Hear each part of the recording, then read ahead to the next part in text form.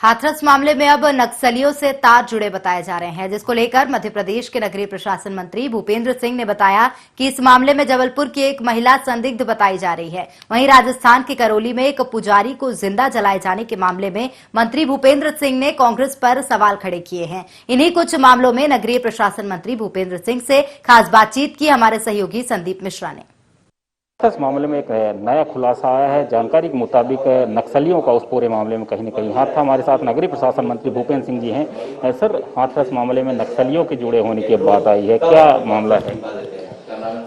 देखिए, हाथरस की जो घटना हुई थी उसमें जिस तरह की परिस्थितियां थी, प्रारंभ से ही ये शंका थी कि इसमें किसी न किसी तरह से कहीं ना कहीं किसी स्तर पर षड्यंत्र हो रहा है।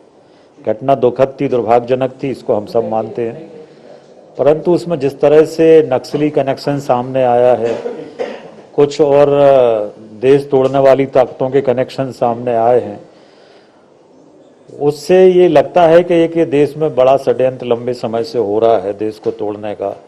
जिस तरह से 100 करोड़ की फंडिंग विदेश से हुई है, और दुर्भाग्यजनक ये है कि जब भी देश को तोड़ने वाली ताकतें इस तरह के काम करती हैं, चाहे वो शाहीन बाग का मामला हो, चाहे ये मामला हो, चाहे मुजफ्फराबाद में जो घटना हुई थी वहाँ का मामला हो, तो हमेशा राहुल जी, प्रियंका जी उनके साथ खड़े दिखते हैं।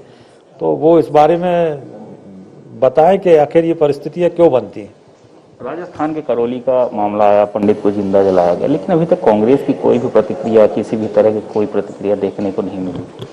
नहीं, सब पूरा देश प्रतीक्षा कर रहा है कि अब राहुल जी कब, प्रियंका जी, राहुल जी कब राजस्थान जा रहे हैं, कब करौली जा रहे हैं जहां पे एक पुजारी को जिंदा जला दिया गया, और कब गहलोत जी का इस्तीफा ले रहे हैं। इसका इंतजार पूरा देश कर रहा है। सर, आज सीएम शिवराज सिंह जी पर दिग्विजय सिंह जी ने निशाना साधा। उनकी एक तस्वीर वायरल हो रही जिसमें वो झुके नजर आ रहे हैं। उन्होंने कहा कि अभी तो देखिए, आगे लेटे भी नजर आएंगे। देखिए, लोकतंत्र में जनता भगवान का स्वरूप होती है। भगवान को झुककर प्रणाम करना, क्या ये लोकतंत्र का अपमान है? लोकतंत्र में अगर जनता का हम झुककर प्रणाम करते हैं तो ये तो हमारी लोकतंत्र के प्रति जो आस्था है, जनता के प्रति जो हमारी श्रद्धा है, ये उसका परिणाम है।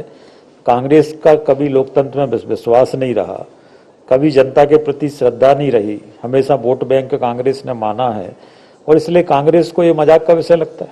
एक आखिरी सवाल है सर, राजमाता सिंधिया के नाम पे सिक्का जारी हो रहा है, पीएम मोदी जी कर रहे हैं, क्या इसका क्या प्रारूप रहेगा? 12 तारीख को सिक्का जारी होगा।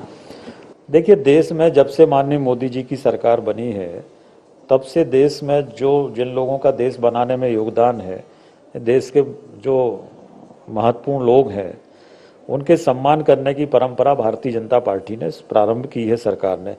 चाहे वो डॉक्टर भीमराव अम्बेडकर साहब हों, चाहे हमारे पूर्व राष्ट्रपति स्वर्गीय प्रणब मुखर्जी साहब हों, चाहे देश के जितने भी बाकी प्रमुख लोग हों, उनका सम्मान करने की परंपरा माननीय मोदी जी ने, चाहे सरदार वल्लभ भाई पटेल हों, उनके सम्मान की परंपरा माननीय मोदी जी ने प्रारंभ की है।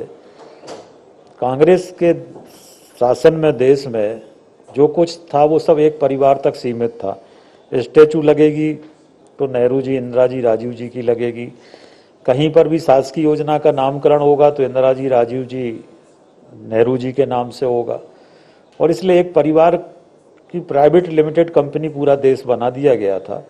देश के ऐसे जिनका देश बनाने में योगदान है, देश के महापुरुष हैं, उनका अपमान लगातार कांग्रेस के सरकारों में हुआ है।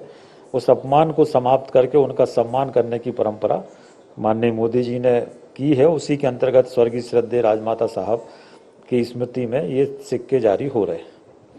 मैं देखा कि जिस तरह से हाथरस मामले में नक्सली लिंक होने का मामला सामने आया, तो उसको लेकर के भारतीय जनता पार्टी कहीं न कहीं गंभीर है, और प्रदेश की शिवराज सरकार हो या उत्तर प्रदेश की योगी सरकार, दोनों सरकारें चाहती हैं कि इस पूरे मामले में पटाक्षेप होना चाहिए। वीडियो जर्नलिस्ट राकेश के साथ संदीप मिश्रा, ये 24 भोपाल।